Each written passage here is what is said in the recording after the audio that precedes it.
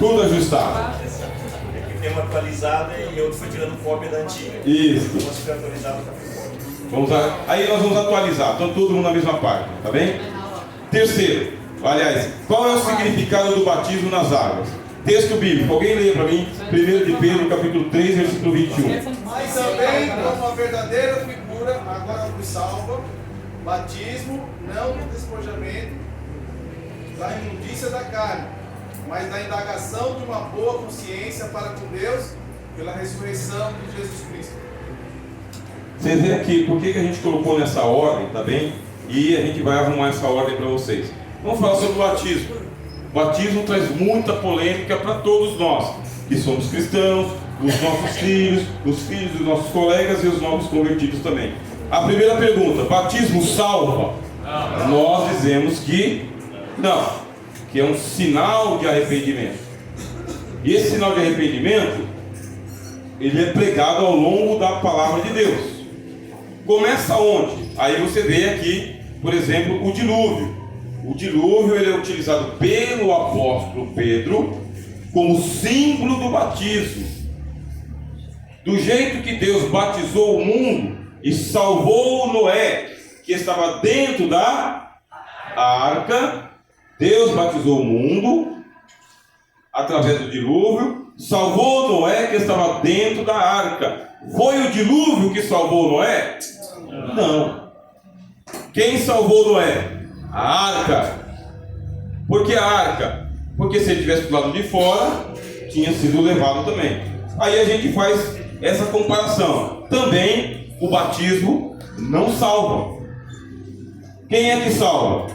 Jesus, que é simbolizado pela arca. Quem está no Senhor Jesus recebe o batismo, assim como Noé, que estava na arca, recebeu o dilúvio. Pronto. Começa por aqui a nossa explicação. O dilúvio foi um batismo que salvou Noé e o povo de Israel. Aí vem os textos. B. Sinal de uma boa consciência para com Deus. C. Símbolo da morte e ressurreição de Jesus Cristo. Está assim aí?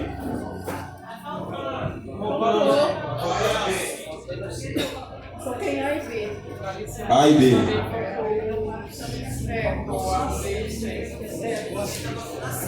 Tá bom, tá enxuto. Ótimo. Esse daqui que eu estou mandando para vocês agora, esse aqui está atualizadíssimo, tá? Ele está totalmente atualizado. O que a gente faz, pastor? A gente vai lá e a gente imprime isso aqui. Eu vou transformar isso aqui em apostila, tá bem? Tiro do formato que está aqui, que é PowerPoint.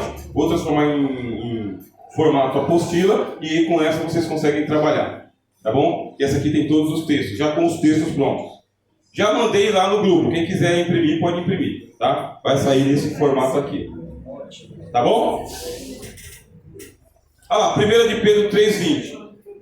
Diz que antes as pessoas eram rebeldes, tá vendo? Os quais no outro tempo foram rebeldes, segundo a longanimidade de Deus, enquanto esperavam dos dias de Noé, né? Enquanto se preparava a arca, na qual poucas, isto é, 8 almas se salvaram pela água. Então, de acordo com esse texto, você vai explicar para eles o quê? Que o batismo, ele é feito em água.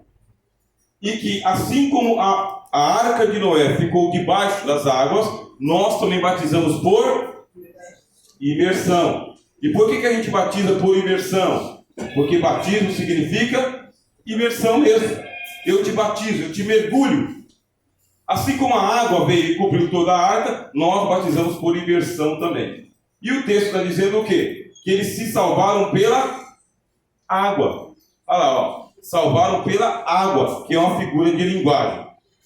Ah, eu posso ser salvo? Vamos perguntar para vocês. Eu posso ser salvo se eu não me batizar? Porque batismo não salva, certo? Batismo não salva. Mas e se eu não me batizar? Eu serei salvo? Como vocês respondem? Vocês vão responder assim. Só teve um único caso na Bíblia,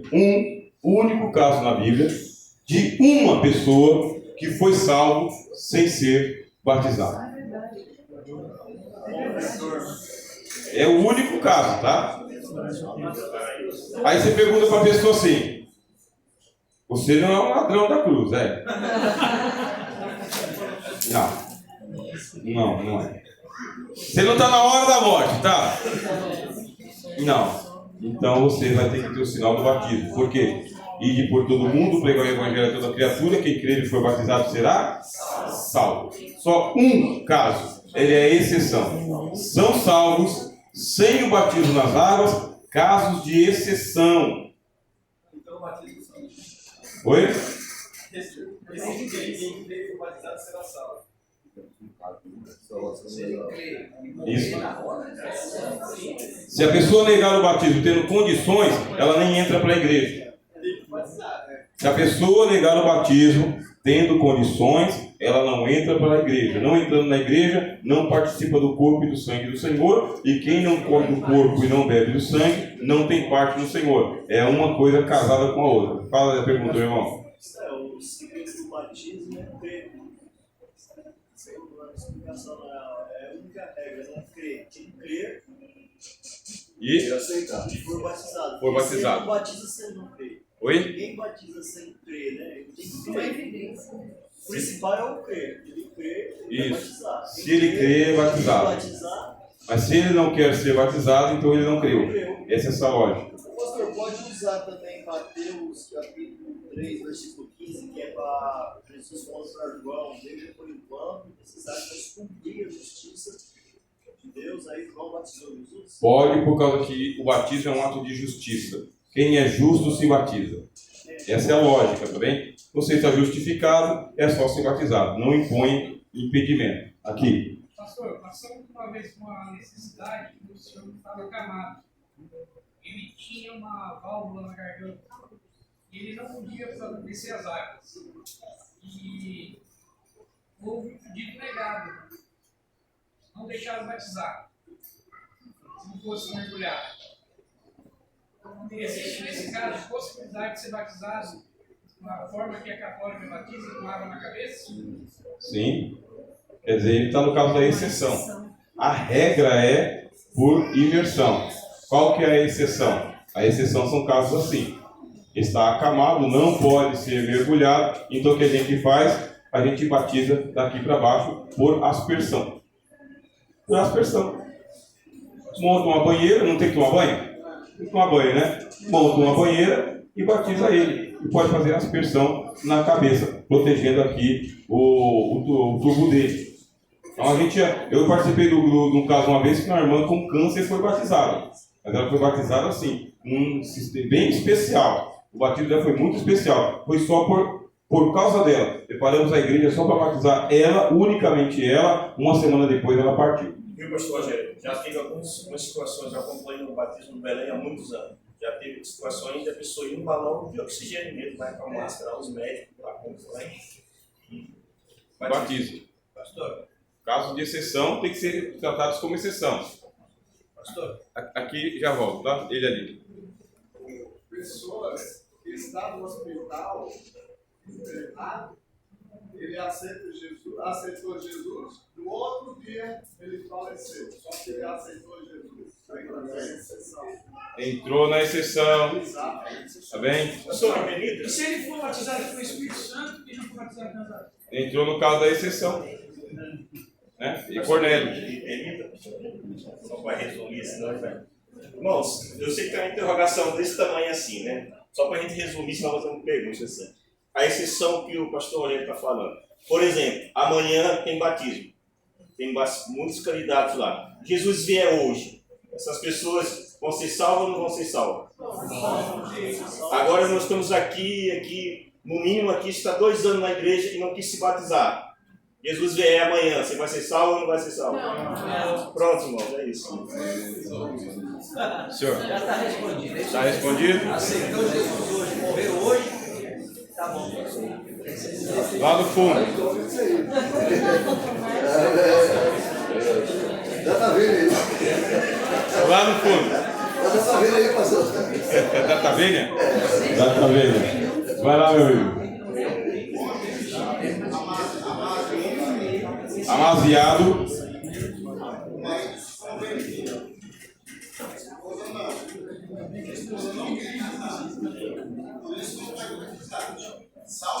Salvo. Entra na exceção. Por quê? Deixa eu explicar para vocês essa questão da eclesiologia. O batismo é uma ordem que Jesus deu para os discípulos. Preste atenção. Os discípulos somos nós. Nós temos o dever de batizar as pessoas. É o dever.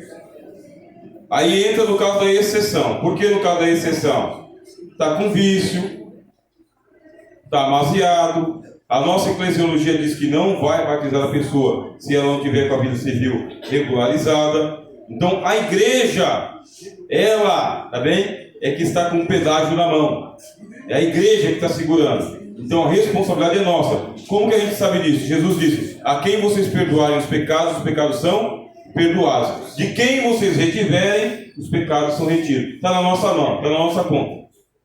Essa pessoa está salva assim, desta forma. Agora é óbvio, não é a igreja quem salva, mas nós não estamos batizando ela. Não é ela que não quer batizar. Somos nós que não estamos batizando ela, portanto a conta está na nossa mão. E o que a gente fazemos nós? Nós colocamos Jesus ali no circuito, entendeu? Jesus é a garantia da salvação. Agora, óbvio, a pessoa precisa regularizar a vida civil dela, porque casada ela já está em união. Como que a gente sabe? O apóstolo Paulo disse: se um homem se une com uma meretriz, o que está escrito? Serão dois, uma só carne. Mas são uma meretriz, mas está escrito: serão dois, uma só carne. Quanto mais com a esposa dele. Já são uma só carne. Já são. Mas tem que regularizar a vida civil por causa da nossa eclesiologia. Tá bom? Pastor. Sim? Tira uma dúvida. Se a gente fala que o batismo não é para salvação, por que então Marcos 16 fala aqui, mas quem não crê será condenado? Isso aí ele fala: quem não crê, mas ele não fala quem não for batizado. Ele diz: quem crer e for batizado será salvo, mas quem não crê já está condenado. Quer dizer, a pessoa nem tem ali não crer e não é batizado. Será salvo também, será. Se continuar. Oi? Se permanecer. Será salvo. Então, batizou está salvo. Se crer e for batizado, será salvo. Quem não se batizar... Não se batizar porque não crê. É o nosso irmão que disse, né? A pessoa nem o batismo quer. Ela não quer dar o sinal exterior de que ela tem aceitação. Quer dizer que ela mesmo comprometeu a salvação dela. Nós oferecemos o batismo, a pessoa não quer. A gente nem garantia de salvação dá para essa pessoa. A irmã entendeu? Ficou confuso ainda? A gente vai tirar essa confusão. Esse ato de crer, não é que é crer no batismo, é crer em Cristo.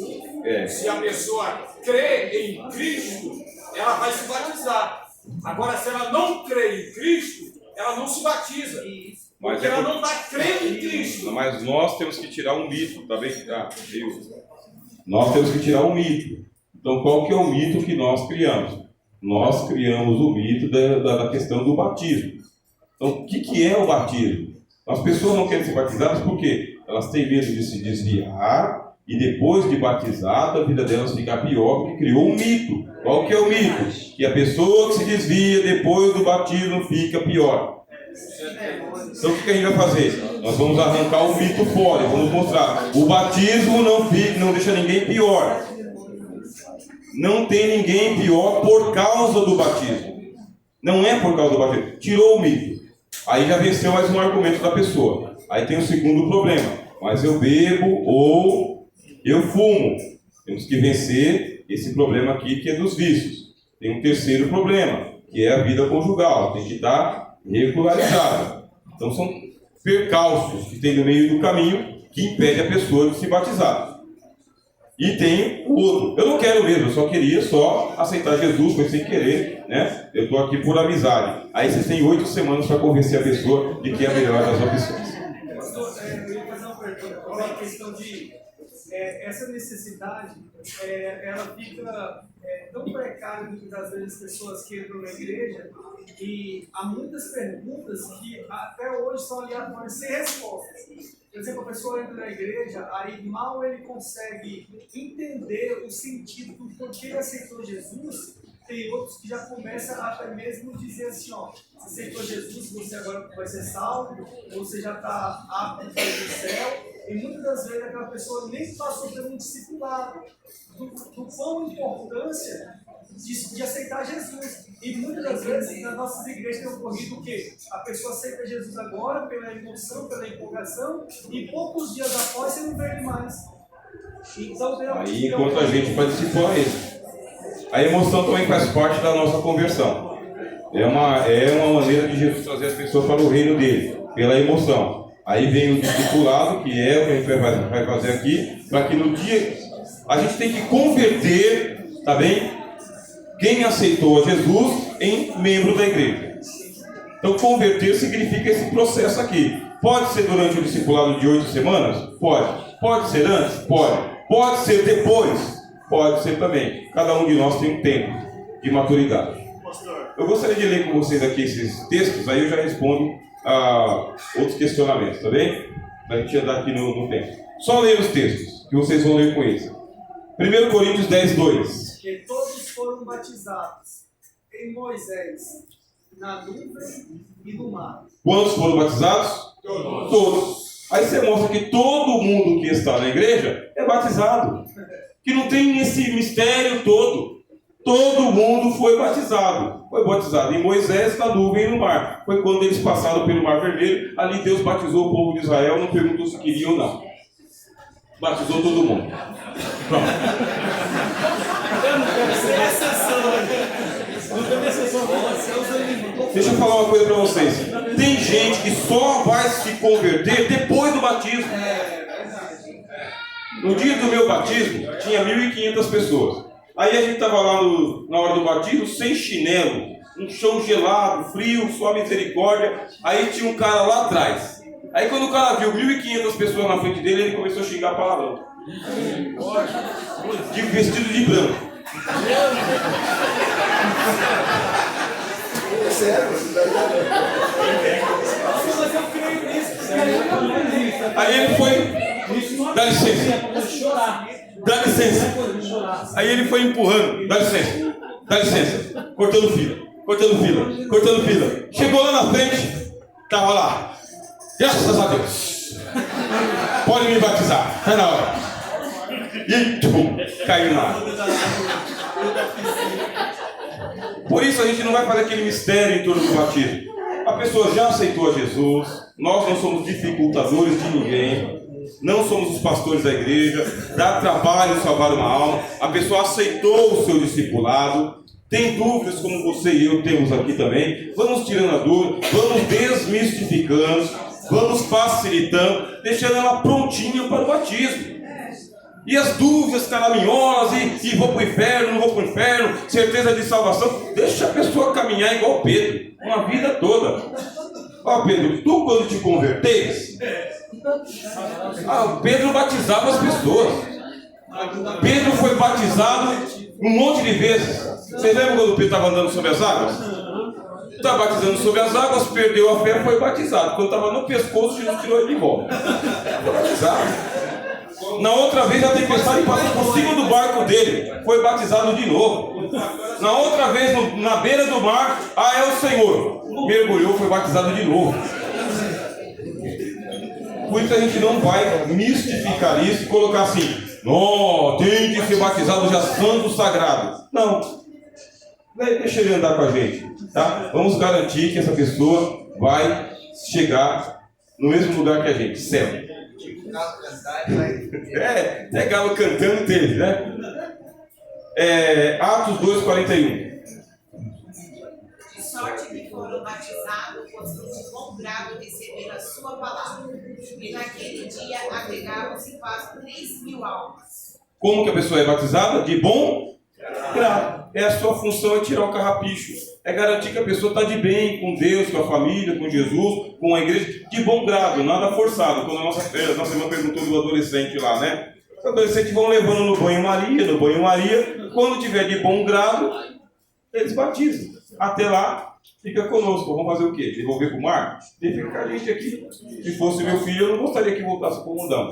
Fica conosco aqui. Se fosse meu filho, eu gostaria que, mesmo não sendo batizado, ele estivesse ao meu lado em todos os trabalhos da igreja, porque é muito melhor todo errado do meu lado do que errado lá fora. Né? Eu acho assim. Não é que eu quero ele errado, é que pelo menos está conosco aqui. Ainda tem mais chance do que lá fora. Marcos 16:16. Quem crer e for batizado será salvo, mas quem não crer será condenado. A ênfase do versículo é o negativo ou é o positivo? Positivo. Essa é a ênfase. Dá um zoom, tá bem? No crer e for batizado. Dá um zoom. E a segunda parte da parcela lá não é o nosso caso, porque a pessoa já crê e só está sendo discipulado, tá bem? Romanos 6:3. Ou não sabeis que todos quantos fomos batizados em Jesus Cristo, fomos batizados na sua morte. Aqui está o segredo do batismo. O segredo do batismo é que naquela hora que nós estamos descendo a água, nós estamos nos identificando com Jesus, porque o batismo representa morte e ressurreição. Então nós somos batizados na sua morte. E quando a pessoa levanta das águas, por isso que nós pregamos o batismo por imersão, porque a gente não enterra só um braço, ou só o cabelo, ou só a perna. Enterramos o corpo inteiro abaixo do nível do solo. É para representar a morte e ressurreição. Romanos 6:5. Se fomos plantados juntamente com ele na semelhança da sua morte, também o seremos da sua ressurreição. Viu que o texto é completo? Romanos 6 é completo sobre o batismo. Mas para que eu tenho que batizar? Para a gente ser igual a Jesus. Como não dá para a gente morrer e ressuscitar, o que a gente faz? Representa. Representa como? Ao invés de colocar água na sua terra na sua cara, a gente coloca água em você. Em vez de colocar você debaixo da terra no cemitério, colocamos você debaixo da água do batismo. É assim que aconteceu conosco. E ó, água limpinha, em alguns casos até aquecida, né? Água aquecida, tá vendo? E agora distribuída aí regionalmente, menos tempo, menos pessoa, mais rápido, mais conforto. Estamos pensando no bem-estar. E a ceia que vai vir, e a gente vai falar sobre ela agora. Professor, última pergunta aí. No Oriente Médio, eu vi um testemunho de um amigo, e ele foi batizar um amigo, um irmão que aceitou Jesus lá, porém não tinha água, pastor. E aí ele batizou o irmão com areia. O batismo dele é válido? É exceção. É exceção. Pegou areia e batizou. Isso. Porque não tinha água no deserto. É exceção. Tá? Ele creu em Cristo.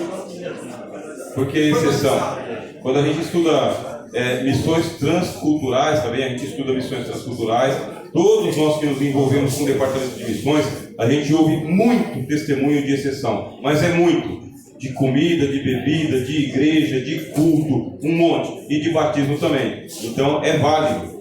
Tá bem? Agora, não é a regra. Como também não precisava batizar. Não tem água, não tem batismo, mas não quer dizer que vai condenar. Ele continua sendo salvo. Agora você pega, por exemplo, o pessoal dos países escandinavos, países glaciais, países do gelo. A Rússia mesmo é assim. Eles quebram o gelo. Aí eles quebram o gelo, aí um pastor segura de um lado, o outro pastor segura do outro, aquele negócio está gelado, gelado, gelado, gelado. E o crente é crente mesmo.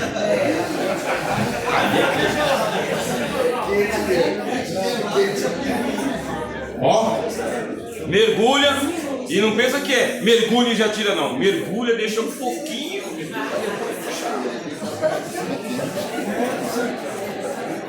Países e países. Nós que vamos salvar o reino, a gente tem que tomar cuidado para não levar para o lado da religiosidade, de farisaico aí, muita questãozinha de pode, não pode, a gente tem que tomar cuidado. Isso, cuidado com a religiosidade. Quando vocês perceberem que é ponto de doutrina, usos e costumes, pastor da igreja. Põe lá no gabinete pastoral, dá o telefone do pastor, manda conversar com o pastor, fala que o pastor vai ter que fazer uma conversa com eles. Nós somos o que trazemos para o tanque. Então, dificuldades assim surgiu, pastor da igreja. O dirigente é orientado pelo nosso pastor setorial, e o nosso pastor setorial orienta eles e eles orientam os novos convertidos. Tá bem? Porque seria muito esquisito dizer, olha, eu discipulei ali o Fernando, mas agora eu já vi que não dá para crente não. Tem que discipular mais 2 meses. Não é o nosso papel. Está discipulado, está pronto, entendeu? Conversa com o pastor, vai procurar o pastor. Podemos aqui já fazer a sua ficha? Eu faço o curso, né? Aí tem a moça lá que fala, já posso fazer a sua matrícula? Já posso fazer a sua matrícula? Já posso aqui encaminhar você para o batismo? Tá bom, meus irmãos? Uma vez que a pessoa é batizada, uma pessoa que gosta da igreja, a pessoa que sabe quem é Jesus, ela vai para a ceia do Senhor. Encontrem aí a lição que fala sobre o significado da ceia do Senhor. Todos os meses a gente cerca a mesa de Cristo. Todas as vezes as pessoas explicam para a gente e a gente ainda não entende. Então imagina um novo convertido. Por isso, o texto clássico, 1 Coríntios 11, 26. Alguém leia, por favor? Porque todas as vezes que comerdes este pão e beberdes este cálice, anunciais a morte do Senhor até que venha. Aí você vai explicar para eles que nós, evangélicos, nós celebramos a ceia do Senhor uma vez por mês. E que só quem é batizado em águas pode participar da ceia do Senhor. Embora ele já saiba, a gente desenha. A empresa tem um lema: cuidado com o óbvio. O óbvio significa, está na cara, será que ele não sabe disso? Não sabe. Cuidado com o óbvio. Então nós vamos dizer, a ceia do Senhor, ela é uma refeição que acontece dos filhos de Deus. Nós nos alimentamos do corpo e do sangue do Senhor, que é representado pelo pão e pelo cálice.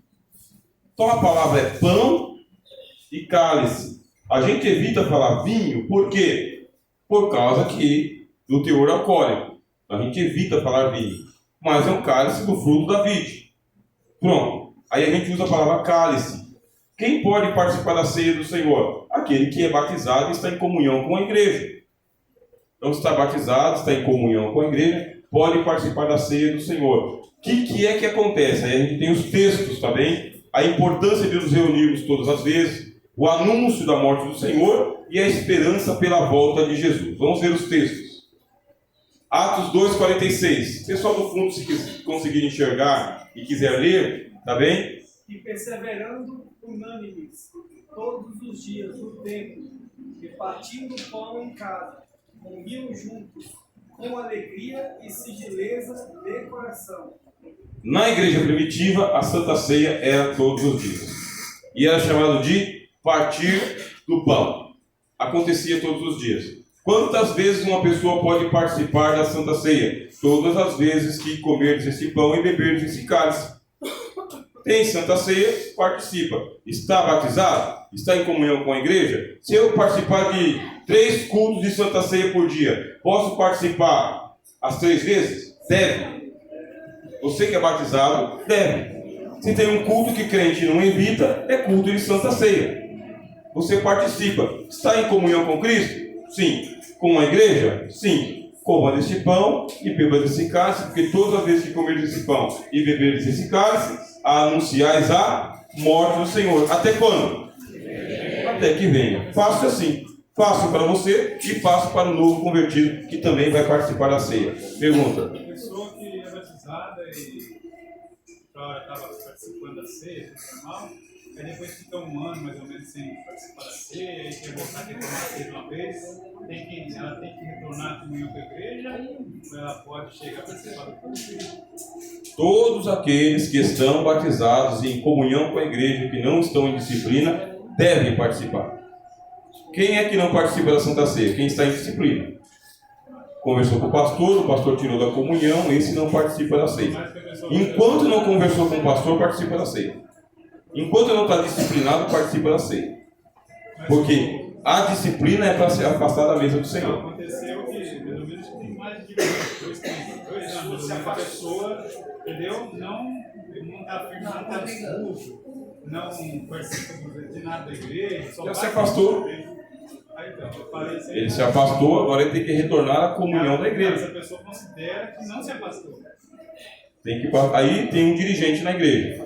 Aí se eu sou o dirigente e sei disso, o que eu faço? Chamo a pessoa, converso com ela, para que ela possa realmente ser integrada à comunhão da igreja. Aí o dirigente tem que ver isso. Só que assim, a gente não restringe. Só que se é conhecido meu, eu falo, irmão, você tem que entrar em comunhão com a igreja. Então, eu falei isso, mas eu não estou errado. Então, aí ele está por si só. Você lê a outra parte do texto, né? Quem come e bebe dignamente, come pela sua própria condenação, não discernindo o corpo do Senhor. Né? Você lê a outra parte do texto, que não é o caso aqui. Boa pergunta, tá bem? Hebreus 10, 25. Não deixando a nossa congregação, como é costume de alguns, antes se admoestando-nos uns aos outros, e tanto mais, quando vedes que se vai aproximando aquele dia. Onde acontece a ceia do Senhor? Na igreja. Quem ministra a ceia do Senhor? O dirigente da congregação. Então, o dirigente da congregação ministra a comunhão dos santos. A Santa Ceia é um culto de comunhão. Um só pão e um só cálice distribuído entre os irmãos. Porque a gente está no tempo da internet e já tem um aplicativo de Santa Ceia, clique aqui. Não, é um culto de comunhão. Não deixando de congregar, como é costume de alguns que nosso irmão acabou de falar aqui. Não congrega, mas quer participar da Santa Ceia. É igual batismo sem arrependimento. Só tomou um banho e sujou a água. Então não.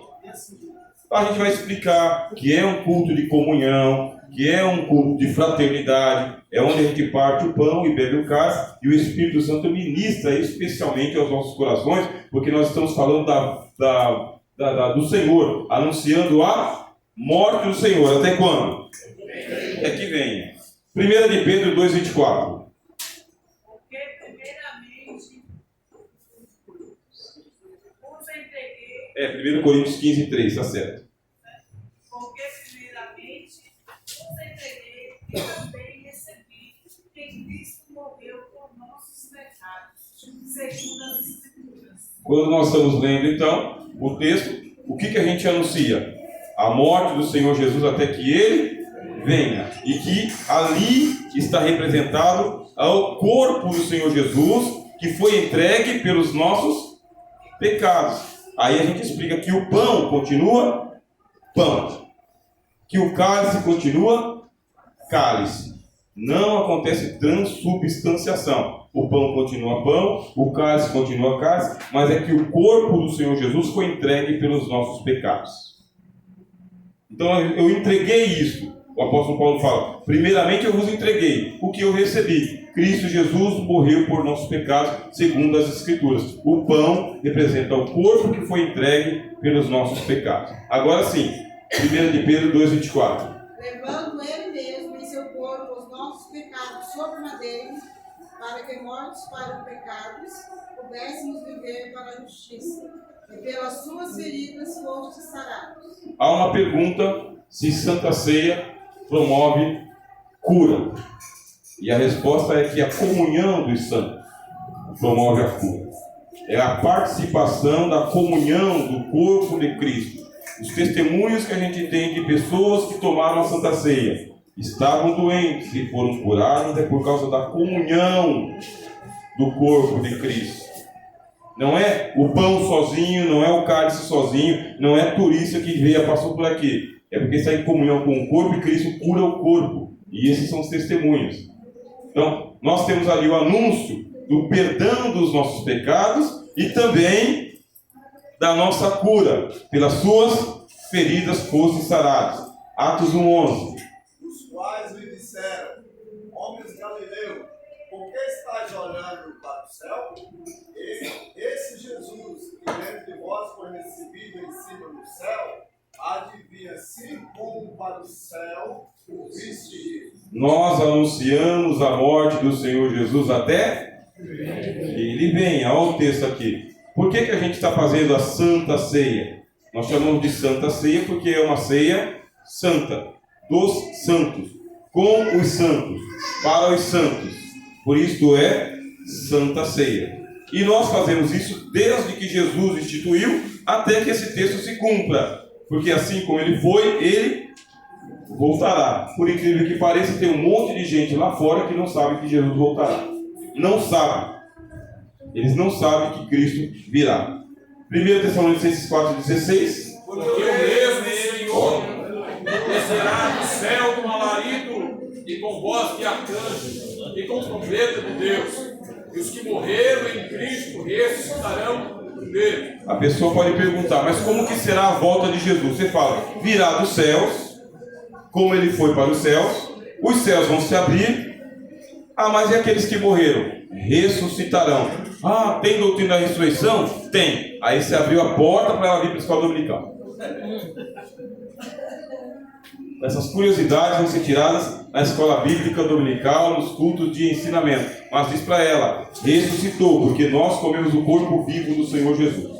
Esse pão é o corpo do Senhor Jesus já ressuscitado. Olha que maravilha, hein?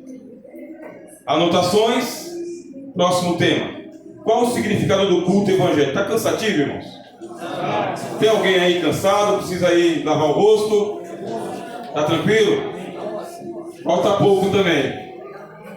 São 8 aulas, a gente está tirando aqui já a quinta, né? Estamos na quinta. É aqui, não, eu está aqui. Quinta-feira. Qual é o significado do culto evangélico? Alguém leia, por favor, 1 Coríntios 14, 26.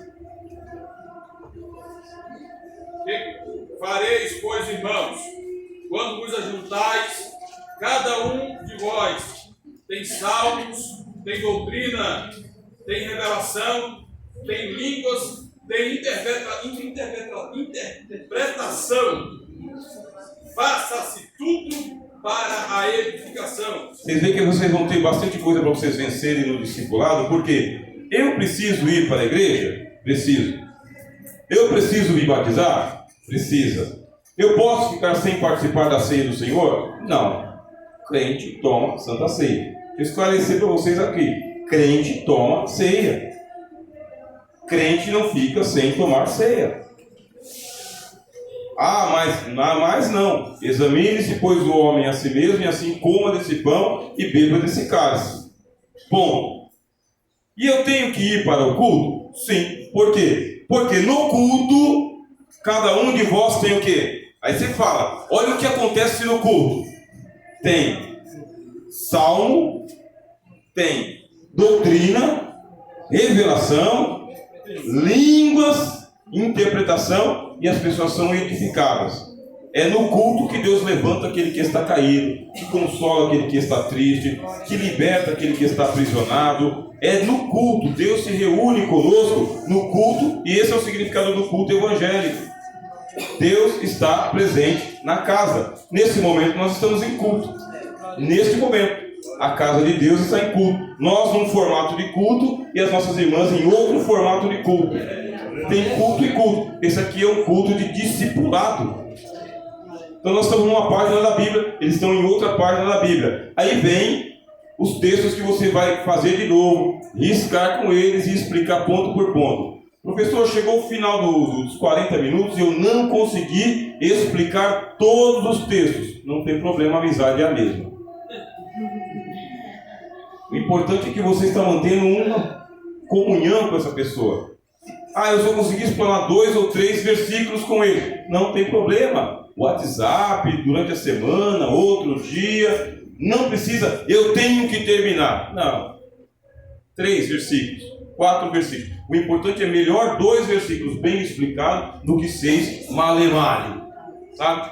Quase lá. Ah, tem um versículo que eu não entendo muito bem. Você pula ele, você entende melhor. Não entendo tanto esse. Essa parte do versículo eu não sei explicar, mas essa eu sei. Então você grifa que você sabe. Sempre é assim.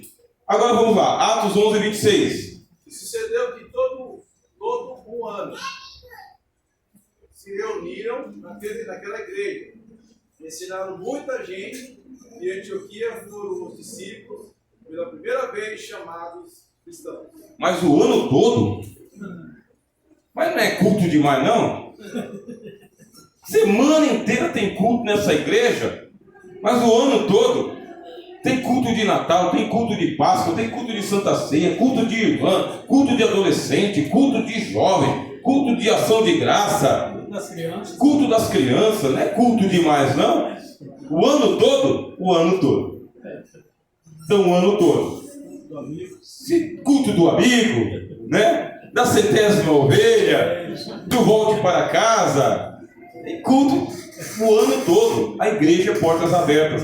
É a nossa missão. Ainda dá para fazer isso. Enquanto esse país não for enquanto continuar do jeito que está, a gente tem igreja aberta. Deixa assim, né? Lá em Cuba já não é assim. Na China não é assim. Aqui no Brasil é assim. Calor, né, meu irmão? É só glória. É que tá virado pro teto. Esse tá virado pro teto, esse tá virado só pro pastor.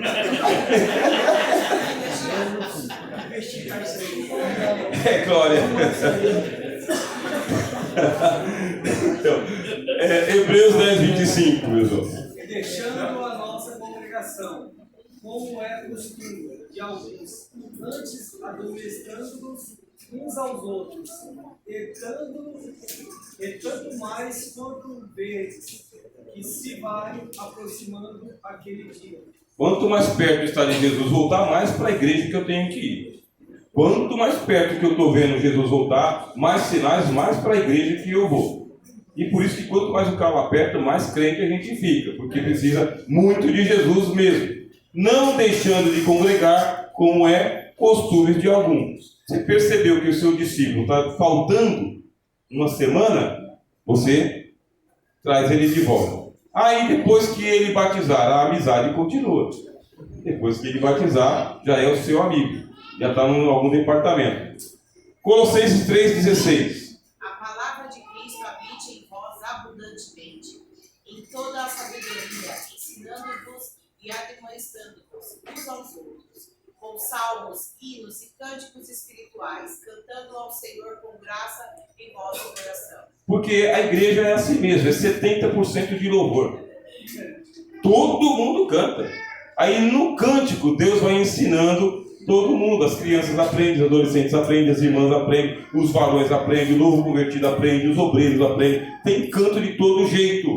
Então o culto é aquele momento de edificação a partir de vários louvores, um momento de pregação, com as ofertas que acontecem também, e os sinais do Espírito Santo. Atos 2,42. E perseverávamos na doutrina dos apóstolos, na comunhão, e no partir do pão, e na adoração. Aí tem o grande mistério que as pessoas precisam aprender a vir para a igreja para orar. Porque a minha casa será chamada casa de oração. Se até crente está desaprendendo a orar, imagina aqueles que não são. Por isso, qual que é o culto de oração? Por que se ora de joelhos? Vamos perguntar para vocês. Deve-se orar de joelhos? E se não der para orar de joelhos? Porque tem a congregação que ensina que é só oração de joelhos. Mas tem crente da congregação que não ora de joelhos. E por quê? Então eles podem fazer ali algum questionamento nessa direção. Aí você fala, a igreja é bom porque lá a gente ora. E Deus ouve as orações da igreja. Porque aqui todo mundo ora uns pelos outros. Então já sobe em bloco. Sabia disso? Que as orações sobem em bloco da igreja? Está lá em Apocalipse, tá bem? Todas as orações sobem da mão do anjo e vão para a presença do Senhor. Primeiro vão para a mão do anjo para depois ir para o ouvido do Senhor. Está no Apocalipse. Estava ensinando isso essa semana lá no Colorado, né? Então a oração que é feita na igreja, ela é poderosa. Aí na minha casa é poderosa também. Mas a Bíblia fala que existe esta oração congregacional. A igreja é chamada casa de orações. Atos 20, 32. Agora, pois, irmãos, encomendo-vos a Deus e a palavra da sua graça, e Ele que é poderoso para vos edificar e da herança entre todos os santificados. Por incrível que pareça, o culto evangélico ele é um culto que ele santifica as pessoas. Como que o culto evangélico santifica? Porque a centralidade do culto evangélico é a palavra. Se eu for participar de um culto evangélico e não houver ali a pregação da palavra, parece que me faltou o principal da festa, o aniversariante. Não é possível. Alguns querem fazer isso, né? Culto sem palavra. Aí não é para nós. Nosso formato de culto é isso. Aconteça o que acontecer, existe uma pregação, uma explanação da palavra. João, né? João 1:20. Judas 1:20. É o óculos. Mas vós, amados, edificando-vos a vós mesmos sobre a vossa santíssima fé, orando no Espírito Santo. As pessoas vêm para a igreja para serem edificadas, santificadas e orarem no Espírito Santo. O Espírito Santo está aqui. O Espírito Santo está nessa reunião. O Espírito Santo está na igreja. Estavam todos reunidos no mesmo lugar. E de repente veio dos céus um som veemente e impetuoso e bateu em todos que estavam na casa, meus irmãos. A operação do Espírito Santo nesta casa de orações, ela é diferenciada. Está em mim, por onde quer que eu vá, está comigo na minha casa, mas nesta casa de orações, você vê que a ação dele é exclusiva. Aqui não tem televisão, aqui não tem celular, aqui não tem cachorro latindo, aqui é só a palavra de Deus. Então no traço 6, ou qual é o significado do batismo no Espírito Santo? Nós somos uma igreja pentecostal por isso, porque nós cremos na atualidade do batismo com o Espírito Santo. Nós cremos. Texto bíblico, Atos 11:16, por favor. Quando disse: João certamente batizou com água, mas vós sereis batizados com o Espírito Santo. Atos 11:16. Eu lembrei-me do dito do Senhor. João certamente batizou com água, mas vós sereis batizados com o Espírito Santo. Que é uma grande dúvida até para pentecostal. O que é o batismo com o Espírito Santo? Quem é batizado com o Espírito Santo? Qual é o sinal de que a pessoa é batizada com o Espírito Santo? Quem não é batizado com o Espírito Santo é salvo? Todas essas perguntas podem surgir para vocês ali. Textos bíblicos. Esse batismo é uma promessa aos que creem em Jesus. O irmão perguntou, se a pessoa é batizada com o Espírito Santo, mas não é batizada nas águas, qual foi a resposta? Está salvo. Não se nega nem a água, porque Jesus já batizou ela com o Espírito Santo. Se a vida dela não estiver de acordo com aquilo que a nossa eclesiologia pede, aí ela já tem mais um motivo para ela acertar, porque ela já recebeu o batismo com o Espírito Santo. É representado por um mergulho no Espírito de Deus.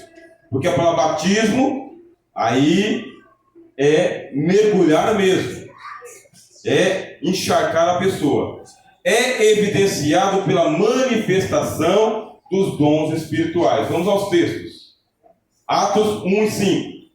Porque na verdade João batizou com água, mas vós sereis batizados com o Espírito Santo não muito depois destes dias. Você vê uma ligação direta com o símbolo do batismo com água e o símbolo do batismo com o Espírito. Qual que é a diferença? As águas estão embaixo e o Espírito está em cima. Então é não muito depois. Aqui vem um texto importante para vocês dizerem. Não tem data marcada para o batismo com o Espírito Santo. O que nós podemos fazer? Garantir o batismo nas águas. O batismo com o Espírito Santo pode acontecer não muito depois desses dias, a qualquer momento, em qualquer culto, a qualquer hora. Por incrível que pareça, eu fui batizado com o Espírito Santo na Rádio Oeste, 7 horas da manhã, indo trabalhar.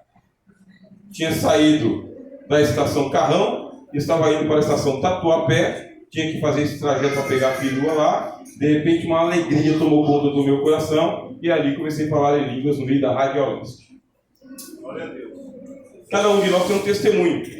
Lugar que se a gente abrir aqui a oportunidade, cada um tem uma experiência. Num culto, na feira, em casa, tomando banho, cuidando das crianças. Tem muito testemunho de sinais do batismo com o Espírito Santo. Não muito depois desses dias. Lucas 3,16. Respondeu João a todos, dizendo: eu, na verdade, batizo-vos com água, mas eis que vem aquele que é mais poderoso que eu, a quem eu não sou digno de desatar a correia das sandálias. E este vos batizará com o Espírito Santo e com fogo. Veja só que o batismo com o Espírito Santo é mais poderoso do que o batismo de águas. Esse batismo com o Espírito Santo é exclusividade de Jesus. Só Jesus batiza com o Espírito Santo. Pastor Davi não batiza, pastor Rogério não batiza, nosso pastor Moura não batiza, ninguém batiza, pastor Duarte não batiza com o Espírito Santo. Podemos até colocar as mãos na cabeça da pessoa, mas quem batiza é Jesus. Por isso a gente não chega no ouvido de ninguém e fala, repita aqui comigo, isso é farsa. A gente não faz isso não. A gente não vai na casa de ninguém batizar ninguém com o Espírito Santo não. Oramos para que Jesus batize ela, mas a gente não ensina as pessoas a falar em línguas estranhas. Pastor, em questão de imposição de mãos,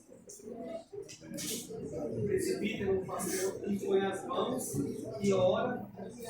Ao mesmo tempo, aquela pessoa pode ser selada também? Isso. O batismo com o Espírito Santo pode acontecer por imposição de mãos. Aconteceu com o apóstolo Pedro, em Samaria, e com o apóstolo Paulo, em Éfeso, nessas duas ocasiões. Tá bem? Nessas duas ocasiões. Mas, via de regra, a imposição de mãos é sobre enfermos. Tá? Todos nós podemos fazer imposição de mãos sobre enfermos. Imporão as mãos sobre os enfermos e os curarão. Isso aí é todos nós. Batismo com imposição de mãos, batismo com o Espírito Santo por imposição de mãos, nós temos duas situações que são essas aqui registradas na Bíblia. Fora essas duas situações não tem, tá? Não tem. Significa que é exceção, não é regra. Como que é a regra? Caiu sobre eles o Espírito Santo. Caiu no Pentecostes, caiu na casa de Cornélio, caiu sobre os discípulos o Espírito Santo. É assim que acontece conosco. Essa aqui é a regra. Exceção, imposição de mãos. Paletó. Só se for do Benihim. Se não for do Benihim, tem que ser branco. Se não for branco. Se tiver suave, então, não. Isso. Cuidado com os modismos, irmãos. Eu quero falar do modismo e vou falar com cuidado sobre o modismo. Eu quero falar do modismo adoração ao Espírito Santo. Cuidado com o modismo de adoração ao Espírito Santo. É modismo. Tá? Modismo. E está acontecendo muito entretenimento, né, pastor? Tá. As pessoas confundem movimento com a unção espiritual. Aí as pessoas confundem línguas estranhas com imitação, outros descem para o púlpito da igreja, marcha na igreja, outros jogam paletó. Nada disso a gente vai ensinar no nosso discipulado. Então tome cuidado, tá bem? Tem muitos louvores ao Espírito Santo que não tem base bíblica, tá? Não tem base bíblica. Louvor ao Espírito Santo não tem base bíblica. Oração direta ao Espírito Santo não tem base bíblica. Adoração direta ao Espírito Santo não tem base bíblica, tá bem? Não tem. Nós adoramos a Jesus e ao Pai. E o Espírito Santo é adorado no Pai e no Espírito Santo. O Espírito Santo só é adorado no Pai e no Espírito Santo. Jesus disse: ninguém vem ao Pai a não ser por mim. Ele não falará de si mesmo, mas ele falará daquilo que recebeu, porque dará testemunho de mim, de Jesus. Cuidado. Tá bem? Tem muita coisa. Eu vou diretamente ao Espírito Santo por causa que... Aí você já está comigo. É um problema sério que a gente vai ter que resolver uma hora. Não aqui.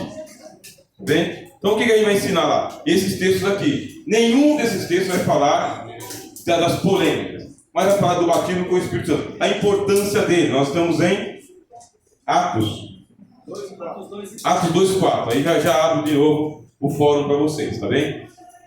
E todos foram cheios do Espírito Santo e começaram a falar outras línguas, conforme o Espírito Santo lhes concedia que falassem. Quantos foram cheios?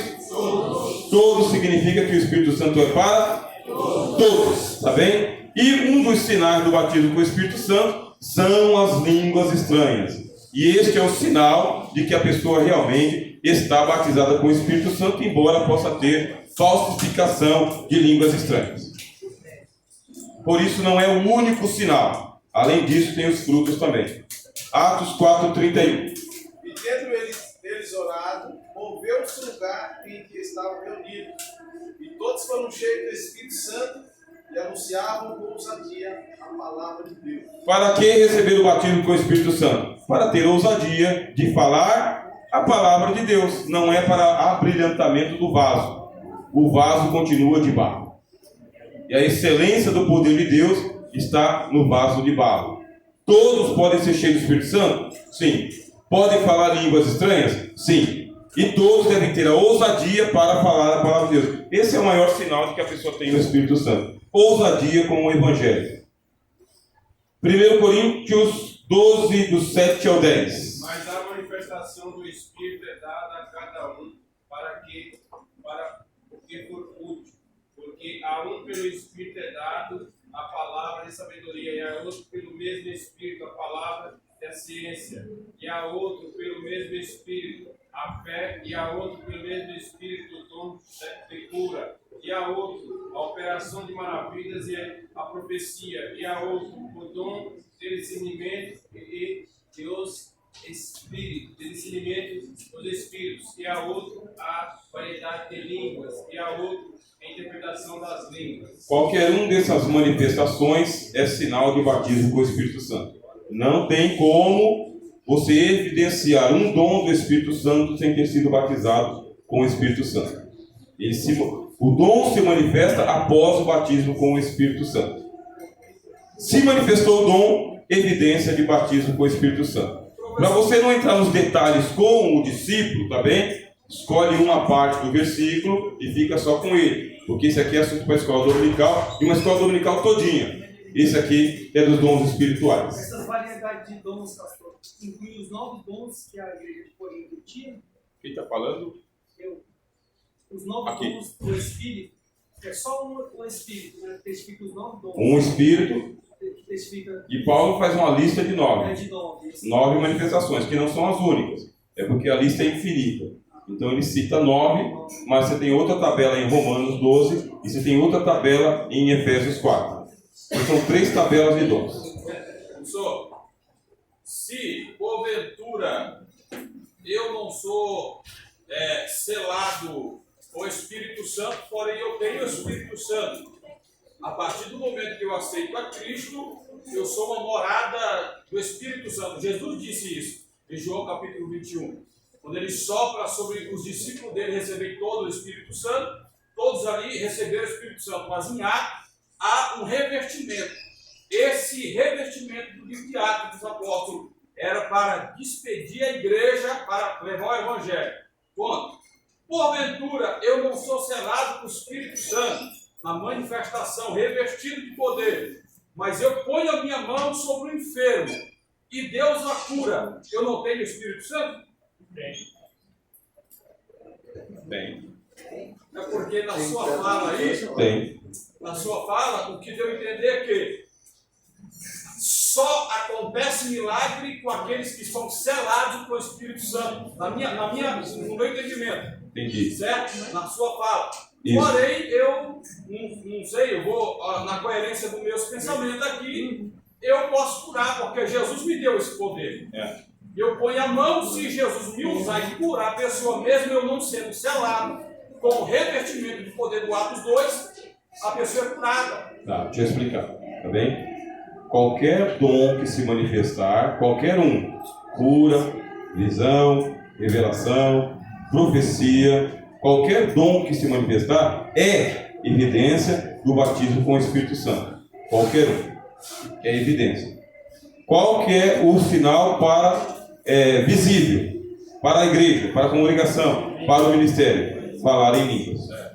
Então, para o ministério, só é levado para o ministério quem fala em línguas.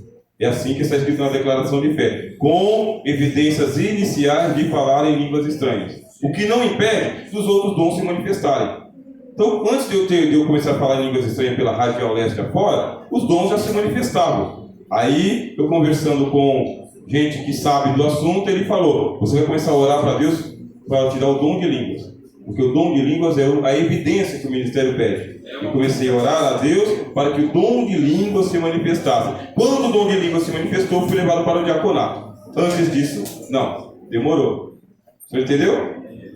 Lá atrás... Sobre a manifestação do Espírito Santo. Tem alguma assim que seja que a gente não falar com uns sítio novo, o outro pulou, o outro deu risada. Tem algo assim que é certeza que você, quando você tem certeza dentro do você fui batizado do Espírito Santo. Porque tem várias vertentes. Não tem. Certeza não tem. Tá? Certeza não tem, por causa que a cada um é dado para a edificação. Então alguns ficam mais eufóricos, outros ficam mais explosivos, outros ficam mais retidos, mais contidos. Então existe assim muita diversidade. Então a gente vai ter que procurar isso aí no dia a dia, porque alguns recebem a virtude, manifestam na hora e nunca mais. Tem gente que recebe uma virtude, uma alegria, uma descarga e depois a vida segue. Aí ele fala: será que eu fui batizado com o Espírito Santo? Foi. Recebeu a virtude e outros dons vão se manifestar a partir desse momento. Dá lugar, crente. Dá lugar. Agora. Segue a vida. Trabalha para Jesus. Entendeu? Tira a dúvida do coração e vai fazer o serviço. Deus está na casa.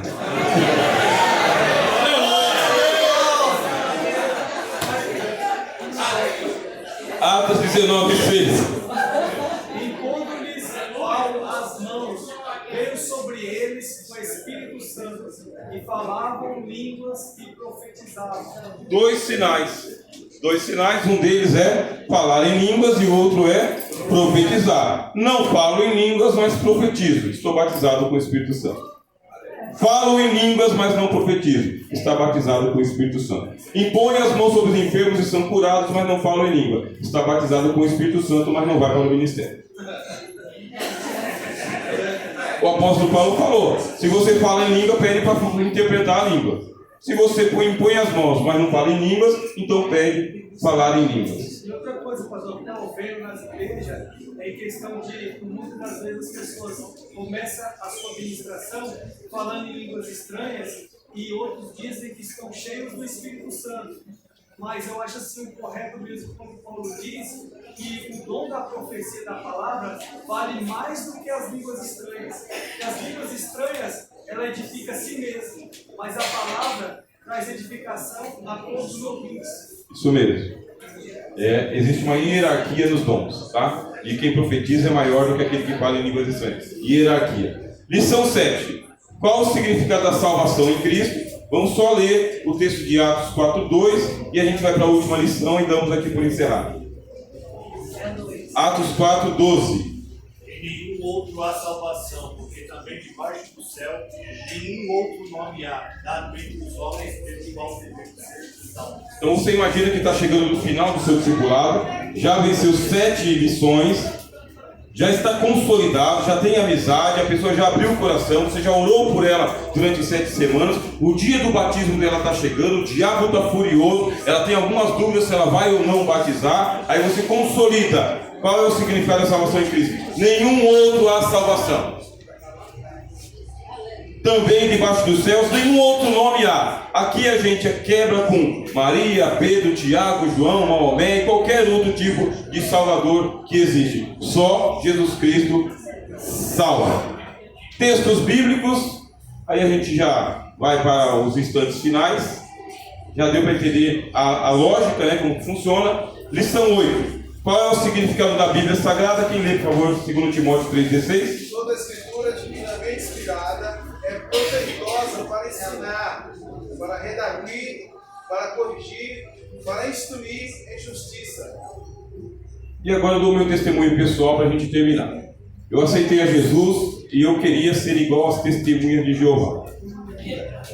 Porque eu não sabia a diferença entre testemunho de Jeová, adventista, mórmon e crente. Para mim era tudo crente. Aí chegaram as testemunhas de Jeová e bateram na minha porta. Eu falei: vou fazer um estudo bíblico com vocês.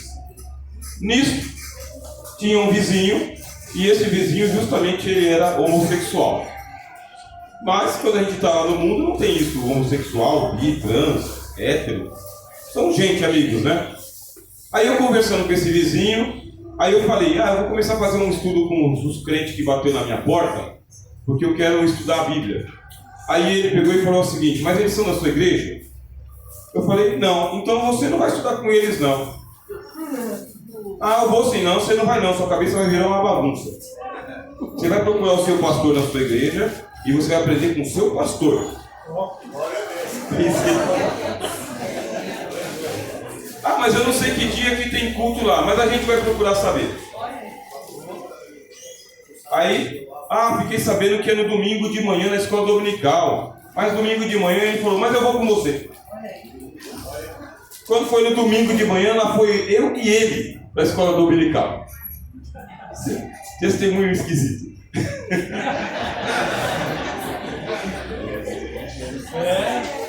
Assim, desse jeito. É batizado com o Espírito Santo na Rádio Oeste. Aceita Jesus 2 vezes. É orientado por um amigo que não é crente. Eu aceitei Jesus porque eu tinha tomado uma cervejada com os amigos. Aí eu estava bêbado e falei assim, cara, eu tenho que fazer alguma coisa, ou ir para o terreiro ou ir para a igreja. Aí o cara que estava bêbado do meu lado pegou e falou, aí Rogério, vai para a igreja, cara, vai para a igreja.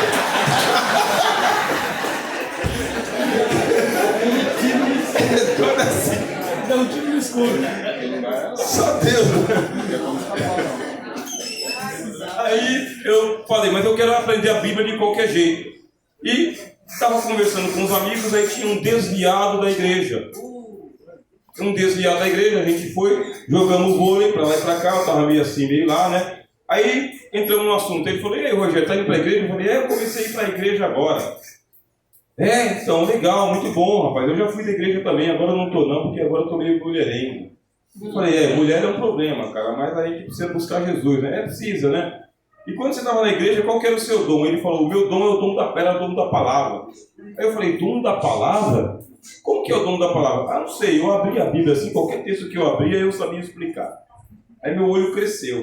Eu falei, é esse dom que eu quero. Olha que esquisito, o cara desviado falou para mim o que estava acontecendo. Só por Deus, só por Deus. Eu saí do vôlei, fui para casa, tomei banho, e na hora de dobrar os joelhos eu falei para Deus, Senhor Deus, eu quero um dom. Se o Senhor puder me dar, eu quero um dom. O Senhor me deu o dom da palavra. Eu quero fazer assim. Eu quero abrir a Bíblia e explicar em qualquer texto. Com as testemunhas de Jeová eu não posso, que o cara já disse que não pode, né? Mas eu quero a Bíblia. Mas acreditem, meus irmãos. Eu fiz essa oração de joelho dobrado lá na minha casa e fui participar de um culto de vigília. Quando eu fui participar de um culto de vigília, quando eu cheguei, não sabia a hora de eu começar a vigília, eu cheguei 9 horas da noite. E a vigília ia começar à meia-noite. Eu cheguei cedo demais. Aí eu comecei a orar, né? Comecei a orar. Tinha passado uma tribulação aqueles dias, porque eu estava namorando uma menina e a menina não era da igreja. Aí eu estava em dúvida se eu ficava com a menina ou se eu ficava na igreja. Aí eu peguei e falei para ela assim, eu não vou poder ficar com você que eu tenho que ir para a igreja. Ela falou, tá bom. Fria. E eu desconsolado assim, fui para a igreja para vigília, cheguei mais cedo, 9 horas, dobrei o joelho e comecei a orar. Comecei a orar, e aí Deus me deu uma visão. Quando Deus me deu uma visão, a visão foi assim, enigmática. Eu vi todo o universo em escuridão e eu vi um livro como esse daqui vindo na minha direção. E o livro era cheio de detalhes dourados, de ouro mesmo. Aí o livro, ele pegou e ele fez assim, ele se abriu. Quando ele se abriu, saiu uma luz que iluminou o universo todo, todinho. Eu vi aquela luz tomando conta do mundo todo e fiquei muito feliz. Aí o livro pegou e se recolheu. Quando o livro se recolheu, aí eu vi um jarro vindo, aí veio um jarro, e embaixo eu vi assim como se fosse uma tigela. Aí o jarro pegou e ele virou. No jarro tinha detalhes dourados também. Os mesmos detalhes da Bíblia tinha no jarro também. Aí o jarro começou a descer assim um líquido, uma unção bem consistente, e descia na tigela, descia na tigela, mas nunca transbordava. E o líquido continuava caindo. Quando eu penso que não, alguém estava assim, mexendo no meu braço. Aí quando olhei, a igreja estava do jeito que está aqui, cheia. Já era meia-noite. A visão que Deus me deu, que durou mais ou menos assim, uns 5, 10 minutos, tinha durado mais ou menos umas 2 horas de visão. Depois daquele dia, meus irmãos, esse livro se tornou a pedra de Jacó, entendeu? Eu não me aparto desse livro nem de dia, nem de noite. Não tem uma leitura que eu não faça que eu não lembre de um texto bíblico. Todos os dias eu leio a Bíblia, todos os dias. A Bíblia é tudo. o que nos interessa. Só falamos dela e temos ciúmes por essa palavra. E na hora de ensinar, toda a responsabilidade, muito peso por causa dessa palavra. Então nós cremos que existe o livro, o Espírito Santo e o dom da palavra, da sabedoria e do conhecimento. Deus está com vocês. E eu ministro sobre vocês, na autoridade do nome do Senhor Jesus Cristo, o dom da ministração da palavra. Quando vocês abrirem a boca de vocês, Deus estará colocando toda a palavra na sua boca. A Bíblia diz: abre bem a tua boca e eu a encherei. Recebam um dom da palavra em nome do Senhor Jesus. E nós terminamos. Senhor Jesus, por bondade e graça nós estamos na tua presença, muito agradecidos por essa plateia que o Senhor aqui colocou para o teu evangelho. São discipuladores, Jesus, e tem muita gente que será ensinada por eles.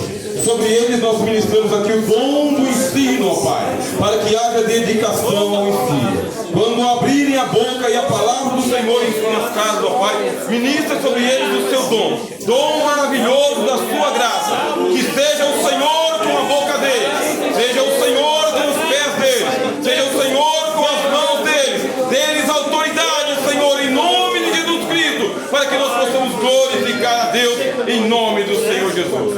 Amém. Pastor Duarte. Meus irmãos, sinto só um pouquinho. Não vou passar de 2 minutos.